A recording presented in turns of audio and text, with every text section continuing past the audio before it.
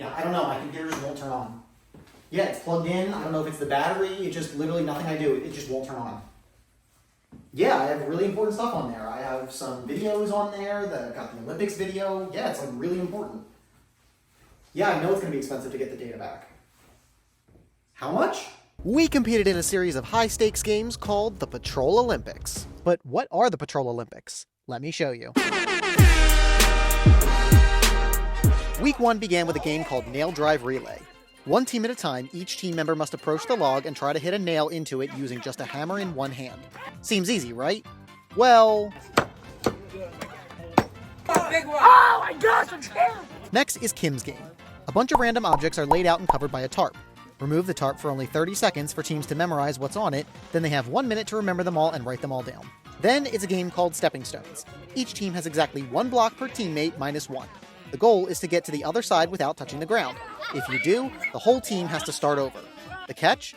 These blocks must always be in contact with a person. If it's not, the block is eliminated. Anyway, here's how they did in Week 1. On to Week 2, and the games get wetter. Sponge Fill Relay requires teams to fill up a sponge with water at one end of the course, then run back and fill up the pitcher until it overflows. Then it was the Bucket Brigade. This time, teams line up with only the player in the front and the back of the line allowed to move their feet.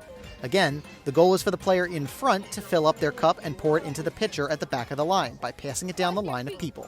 And here are the scores for Week 2.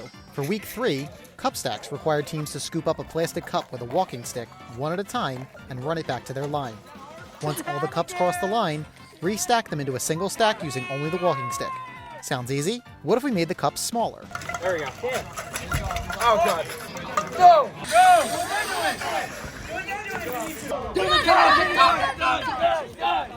Alright, but what if we went even smaller?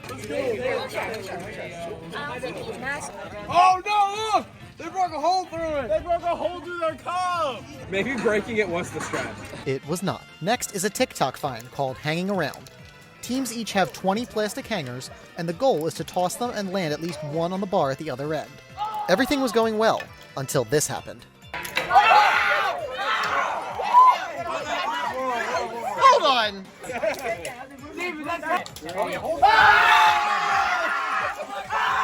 In the end, only 2 teams landed a hanger on the bar. Last was Circle the Wagons, where teams sit in a circle with their backs to each other, lock arms, and stand up. Everyone seemed to get it, except for one. 3, 2, 1. What do we do? Push off your legs! And here are the scores for Week 3. It's Week 4 and we're halfway through. This time, we focused on the brain and went for a scavenger hunt. Teams were given clues for objects around the property at Scout Hall, and once they think they found it, take a picture. Next is trivia, and let's just say we could use some studying. Pop quiz. Who is the founder of Scouting? Who brought Scouting to America? What year was Troop 251 founded? If you answered any of these questions wrong, you definitely need to study. And here are the scores for Week 4. It's Week 5, and Ultimate Frisbee Bowling had teams split in half throwing frisbees back and forth to knock all 10 cups off of a table in between them. Hey Ian, tell us, what's the trick?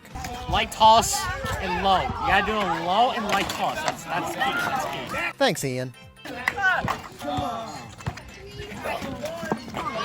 Next is a game called Bulletin Board. The goal is to get as many pieces of paper as possible to touch 2 members of the team at the same time without touching the ground, or another piece of paper, or without altering the paper in any way. I don't know how well this is going to work. Yeah. Oh, it's gonna work. Locked in at 13. They can now go up, now you're up. You can go up to 15 now. Next up is Sticky Situation. Teams have 30 ping pong balls, and the goal is to land them on pieces of buttered bread in front of them. But only 1 ball can remain on any one piece of bread. If there's more than 1, the points are canceled out. Look. It didn't work. I'm making all the ones that you're not recruiting. Lastly, a simple game called Roll the Dice. Teams select 1 member to roll a die, and the goal is to get the highest number. But if the die falls off the table, they get no points. And here are the scores for Week 5. Now for the grand finale, Week 6. Duck pipes requires teams to float 3 ducks out of a leaky pipe by plugging the holes using anything except tape. This required a lot of stamina, and we'll say that some took longer than others to figure that out. Let even just a little bit of water out, and the game will take even longer to complete. How disgusting are we allowed to be? Oh, no. Derek, hold that! It peed on me. Only 1 team finished and got all 3 ducks out of the pipe. Watch your fingers! Ah! And finally, water cannon relay required teams to catch water shot out of a cannon into a pitcher, then pour it into a cup. The goal is to overflow the cup.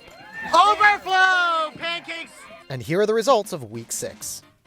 Now, after 6 long weeks of intense competition, it's time to reveal a winner. Starting off in 5th place with 38 points are the Fire-Breathing Duckies. Next up in 4th place with 43 points are the Swell Pancakes. Coming in 3rd place are the Mechanized Warriors with 52 points.